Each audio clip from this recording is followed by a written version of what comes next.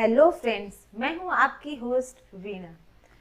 आज का टॉपिक हमारा है एक्टिव एंड पैसिव वॉइस। अभी तक आपने जो भी वाक्य पढ़े हैं उसमें कर्ता द्वारा कार्य किया जाता है। कर्ता यानी कि एक्टिव होता है। जैसे वह कार ठीक कर रहा है, he is repairing the car, या वे घर की सफाई कर रहे हैं, they are cleaning the house. ये एक्टिव वॉइस के वाक्य हैं। इसमें कर्ता यानी सब्जेक्ट वह वे हैं जो कार्य करते हैं, अर्थात एक्टिव है। अब यदि हम यह कहें कि कार ठीक की जा रही है, या कार उसके द्वारा ठीक की जा रही है, या फिर घर की सफाई की जा रही है, या घर की सफाई मजदूरों द्वारा की जा रही है, मीन्स ऐसे वाक्य जिसमें कर्ता दिखाई नहीं देता है, या कर्ता यानी सब्जेक्ट की जगह कर्म यानी ऑब्जेक्ट प्रमुखता पाता है, पैसिव वॉइस कहलाता है। आइए देखते हैं। There are two types of voice in English. दो तरह के वॉइस होते हैं यानी वाच्य, जिसको हम लोग बोलते हैं। पहला है एक्टिव वॉइस यानी कर्तावाच्य, और दूसरा है पैसिव वॉइस यानी कि कर्मवाच्य। तो एक्टिव वॉइस किसे कहते हैं? एक्टिव का शाब्दिक अर्थ होता है सक्रिय होना। जब वाक्य में कर्ता यानी सब्जेक्ट सक्रिय होता है, अर्थात जब कर्ता स्वयं कार्य करता है, तो यह एक्टिव वॉइस कहलाता है। जैसे कि झनकार ईट्स द फूड। तो यहाँ पर उपरोक्त वाक्य में भोजन में स्वयं सब्जेक्ट सक्रिय है, यानी कि झनकार स्वयं भोजन कर रहा है, तो यह एक एक्टिव वॉइस का वाक्य है। अब फिर देखते हैं पैसिव वॉइस। पैसिव वॉइस का शाब्दिक अर्थ होता है निष्क्रिय होना। जब वाक्य में कर्ता यानी कि सब्जेक्ट स्वयं निष्क्रिय होता है तथा वर्ब के अनुसार कार्य किया जाता है, तो यह पैसिव वॉइस का वाक्य कहलाता है। यानी कि कार्य है वो क्रिया के अनुसार होता है। पहला इसमें देखते हैं example, the food is eaten by Jhankar. यहाँ पर फूड किसके द्वारा खाया जाता है? झनकार। यहाँ पर जो हमारा ऑब्जेक्ट था, यहाँ पर आके हमारा सब्जेक्ट बन गया है, और जो सब्जेक्ट था यहाँ पर ऑब्जेक्ट बन गया। तो अब देखते हैं फॉर्म्स ऑफ पर्सनल प्रोनाउंस के। इसका बहुत एक्टिव पैसिव वॉइस में बहुत ज्यादा यूज होता है। तो पहले इस टेबल को अच्छी तरह समझ जाते हैं। आपने पहले भी प्रोनाउन में ये सब पढ़ा है, फिर से एक बार नजर डालते हैं। फर्स्ट पर्सन में आता है आई और वी, प्लूरल होता है। सेकेंड पर्सन में दाउ, यू। थर्ड पर्सन में ही, सी, इट, दे, और एक हु है। तो ये हमारा सब्जेक्ट है, और जब सब्जेक्ट को हम लोग एज ऑब्जेक्ट यूज करते हैं, तो उस समय हम लोग लिखते हैं आई का मी, वी का अस, दाउ का दी, यू का यू ही होता है, ये अपने जगह फिक्स रहता है। ही का हिम हो जाता है ऑब्जेक्ट, सी का हर हो जाता है, इट का इट ही रहता है, दे का देम, और हु का हूं। अब इसको जब हम लोग पॉजेसिव बनाते हैं तो क्या हो जाता है? ये माई, माइन हो जाता है। आई का माई, माइन, वी का आवर, आवर्स, दाउ का दे, दाइन, यू का योर, योर्स, ही का हिज, सी का हर, हर्स, इट का इट्स, दे का देयर या देयर्स, हु का हुज। ये टेबल को थोड़ा ध्यान में रखना है, ये पॉजिटिव डिग्री में होता है। अब हम लोग एग्जाम्पल थोड़ा देखते हैं। पहला है the peon rings the first bell at 10 o'clock। ये जो हमारा सेंटेंस है ये हमारा एक्टिव वॉइस में है। इसका पैसिव वॉइस बनता है, पहले ये जो ऑब्जेक्ट है वो पहले आ जाएगा। द फर्स्ट बेल इज रंग at 10 o'clock by प्यून। जो हमारा प्यून जो सब्जेक्ट था यहाँ आके ऑब्जेक्ट बन गया। फिर दूसरा है my father teaches me English. इसका ये एक्टिव वॉइस में सेंटेंस है। पैसिव वॉइस में कैसे बन जाता है? I am taught English by my father. तो ये हो गया हमारा पैसिव वॉइस। तो इसका थोड़ा कंडीशन देखते हैं। In the active voice the subject of the verb is the person or thing that does the action. In the passive voice the action is done to the subject. यानी कि जो कर्म कर्ता वाच्य में कर्ता कोई क्रिया करता है वो, जबकि कर्म वाच्य में कर्ता निष्क्रिय होता है। यानी कि कर्ता जो वाच्य में यहाँ पे एक्टिव रहता है वो पैसिव वॉइस में क्या हो जाता है? निष्क्रिय हो जाता है। दूसरा है passive voice in English indicate the shift of interest from the doer या subject of the action to the object of the action. यानी कर्म वाच्यों में क्रिया के कर्ता के बजाय कर्म पर अधिक जोर दिया जाता है। यानी जब इसका पैसिव वॉइस हम लोग बनाते हैं तो इसमें हम लोग सब्जेक्ट की जगह ऑब्जेक्ट पे ज्यादा जोर देते हैं। अब देखते हैं the object of the transitive verb in the active voice become the subject of the verb in passive voice. यानी कि कर्तावाच्य में सकर्मक क्रिया का कर्म कर्मवाच्य में क्रिया का कर्ता बन जाता है। यानी कि इसमें ट्रांजिटिव वर्ब जो यूज होता है एक्टिव वॉइस में वो पैसिव वॉइस में क्या बन जाता है? कर्म बन जाता है। और जो इसका कर्म रहता है वो पैसिव वॉइस में कर्ता बन जाता है। दूसरा है चौथा है the passive voice are formed with a suitable form of be plus V3। यानी वर्ब का थर्ड फॉर्म का यूज करते हैं। और ओनली ट्रांजिटिव वर्ब यानी verb which taken an object, जिस वर्ब में ऑब्जेक्ट लगता है उसको ट्रांजिटिव वर्ब कहते हैं।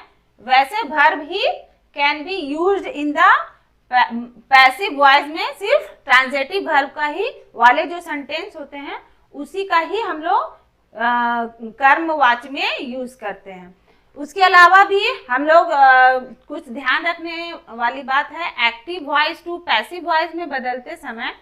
पहला है कि सबसे पहले वाक्य के ऑब्जेक्ट को सब्जेक्ट में बदल कर लिखते हैं इसमें। फिर है सब्जेक्ट के तुरंत बाद में कर्ता के अनुसार हेल्पिंग वर्ब लगा लिखते हैं। ठीक है, जो भी सब्जेक्ट होता है उसके तुरंत बाद जो कर्ता होता है उसके अनुसार ही हेल्पिंग वर्ब लिखते हैं। फिर इसमें वर्ब का थर्ड फॉर्म लगाते हैं। यदि आवश्यक हो तो हम लोग बाय का भी प्रयोग करते हैं और अंत में सब्जेक्ट को ऑब्जेक्ट बनाकर लिखते हैं। कैसा? देखिए सब्जेक्ट हम लोग सेंटेंस स्ट्रक्चर देखते हैं। पैटर्न ऑफ पैसिव वॉइस है, पहले ऑब्जेक्ट होता है, उसके बाद हेल्पिंग वर्ब, उसके बाद वर्ब का थर्ड फॉर्म, फिर बाय लगाते हैं plus subject.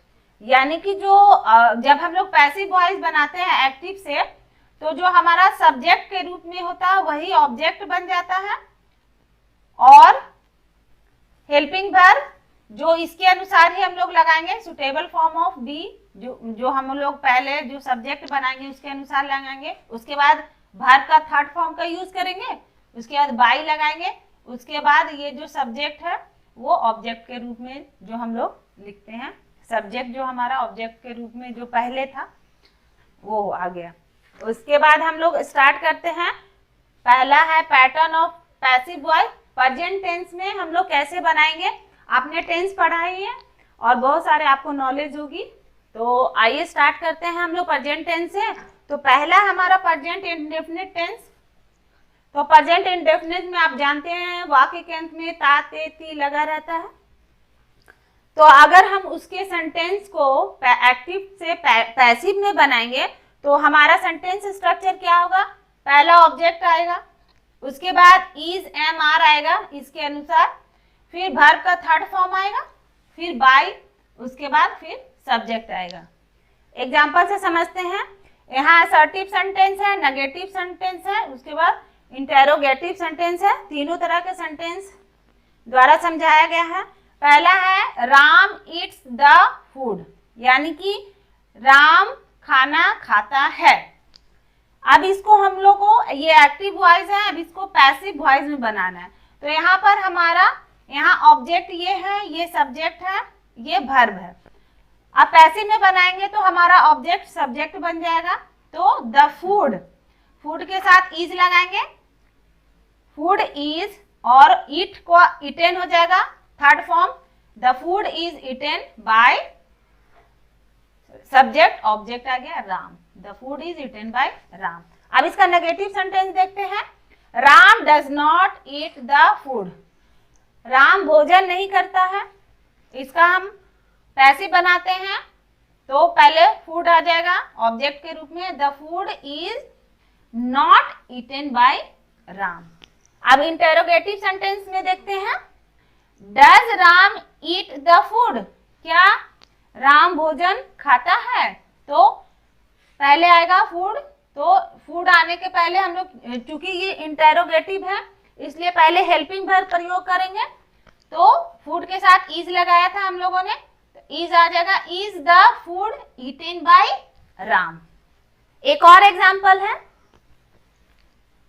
Why does Ram eat the food. तो इसका हम लोग बनाएंगे व्हाई इज द फूड, यहाँ व्हाई वैसे ही रहेगा, व्हाई फूड के साथ इज लगाएंगे, why is the food eaten by Ram. तो इस तरह हम लोगों ने प्रेजेंट टेंस में तीनों तरह के सेंटेंस को एक्टिव से पैसिव में चेंज किया। अब नेक्स्ट है present continuous tense.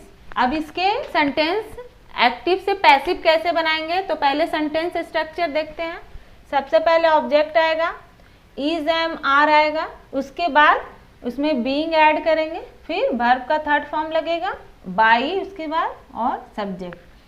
Present continuous के जो सेंटेंस होते हैं उसके वाक्य के अंत में क्या लगा रहता है, रहा है, रही है, रहे हैं। तो अब इसके सेंटेंस देखते हैं उसको पैसिव में कैसे बदलते हैं। पहले असर्टिव सेंटेंस में, जैसे कि अब मान लीजिए सेंटेंस है he is writing a book, वह किताब लिख रहा है। तो इसका पैसिव आ जाएगा, पहले ऑब्जेक्ट लिखेंगे अ बुक, फिर उसके साथ लगेगा इज, बीइंग फिर लगेगा, वर्ब का थर्ड फॉर्म, रिटेन बाय, वह है। इसका ऑब्जेक्ट, इसको ऑब्जेक्ट बनाना है तो हम लोग हिम का इस्तेमाल करेंगे, पहले बताया है टेबल के द्वारा, ही का हिम हो जाएगा। A book is being written by him. अब इसका नेगेटिव सेंटेंस है he is not writing a book, तो इसका बन जाएगा passive, a book is not being written by him. अब इसका इंटेरोगेटिव सेंटेंस देखते हैं, is he writing a book, क्या वह किताब लिख रहा है? तो इसके बन जाएंगे passive voice, is a book being written by him, question mark. एक और है, why is he writing a book, तो इसका बन जाएगा why is a book being written by him. अब नेक्स्ट हमारा है प्रेजेंट परफेक्ट टेंस के वाक्य के अंत में चुका है, चुकी है, चुके हैं, या है, ई है, ए है, ये लगा रहता है। और उसके सेंटेंस स्ट्रक्चर होते हैं सब्जेक्ट प्लस हैज़ या हैव प्लस वर्ब का थर्ड फॉर्म प्लस ऑब्जेक्ट। आइए अभी देखते हैं एक्टिव टू पैसिव उसको कैसे बनाते हैं। तो इसका सबसे पहले एक्टिव टू पैसिव बनाने के सेंटेंस स्ट्रक्चर है ऑब्जेक्ट प्लस हैज़ या have plus been plus verb का third form plus by plus subject. Assertive sentence देखते हैं, Ram has eaten the food, इसका बनेगा passive, the food has been eaten by Ram. Negative है, Ram has not eaten the food, the food has not been eaten by Ram. इसमें been add करते हैं। Interrogative sentence बनेगा has Ram eaten the food, तो इसका passive हो जाएगा has the food been, food इधर आ जाएगा, उसके बाद बीन लगेगा, eaten by Ram question mark. एक और सेंटेंस है why has Ram eaten the food, तो यहां बन जाएगा व्हाई हैज द फूड, उसके बाद बीन आएगा, बीन ईटेन बाय राम। अब नेक्स्ट है pattern of passive voice in past tense. अब पास्ट टेंस के सेंटेंस में कैसे बनेगा एक एक करके देखते हैं। पहला है past indefinite tense. Past indefinite tense में वाक्य के अंत में खाया, गया, लिया, दिया ये लगा रहता है, तो इसके एक्टिव टू पैसिव बनाने के सेंटेंस स्ट्रक्चर देखते हैं। पहले ऑब्जेक्ट आएगा, उसके बाद वाज या वर लगेगा, उसके बाद वर्ब का थर्ड फॉर्म, फिर बाय, उसके बाद सब्जेक्ट। सेंटेंस देखते हैं। पहला असर्टिव सेंटेंस है आई परचेज्ड अ पेन। पास्ट इंडेफिनिट टेंस में वर्ब का सेकेंड फॉर्म यूज करते हैं, तो परचेज का परचेज्ड होगा। आई परचेज्ड अ पेन, मैंने ये पेन खरीदा, तो इसका पैसिव हो जाएगा। पहले ऑब्जेक्ट आएगा, सब्जेक्ट बन गया, अ पेन, उसके बाद पेन के साथ वाज लगेगा, परचेज वर्ब का third form, by, I object के रूप में आ जाएगा, तो वो मी बन जाएगा, बाय मी। नेगेटिव सेंटेंस है I did not purchase a pen, तो इसका पैसिव होगा अ पेन, उसके बाद पेन के साथ वाज लगेगा, not purchased by me. Interrogative sentence देखते हैं। Did I purchase a pen, इसका पैसिव बनेगा was, पेन के साथ was लगता है, तो was a pen purchased by me. Why did I purchase a pen? तो यहां होगा why was a pen purchased by me. अब हमारा नेक्स्ट जो टेंस है पास्ट कॉन्टिन्यूअस टेंस, इसके वाक्य के अंत में रहा था, रही थी, रहे थे लगा रहता है। तो अब इसके देखते हैं, इसके सेंटेंस को एक्टिव से पैसिव कैसे बनाते हैं। उसके सेंटेंस स्ट्रक्चर है ऑब्जेक्ट प्लस was या वर, उसके बाद बीइंग यूज होगा, वर्ब का थर्ड फॉर्म, उसके बाद बाय का यूज होगा और फिर सब्जेक्ट। अब देखते हैं sentence assertive sentence. Assertive sentence देखते हैं पहले। Rohit was buying 2 books, Rohit 2 किताब खरीद रहा था। इसके पैसिव बनेंगे, पहले ये आ जाएगा आगे 2 बुक्स, 2 बुक है इसलिए वर का प्रयोग करेंगे, वर, उसके बाद बीइंग लगेगा, बीइंग बाय का बाउट हो जाएगा, बाउट बाय रोहित, मतलब 2 बुक रोहित के द्वारा खरीदा जा रहा था। नेगेटिव सेंटेंस देखते हैं। Rohit was not buying 2 books, तो बन जाएगा 2 books were not being bought by Rohit. अब इसका इंटेरोगेटिव सेंटेंस देखते हैं। वॉज रोहित बाइंग 2 बुक्स, तो अब पैसिव बनेगा were 2 books being bought by Rohit question mark.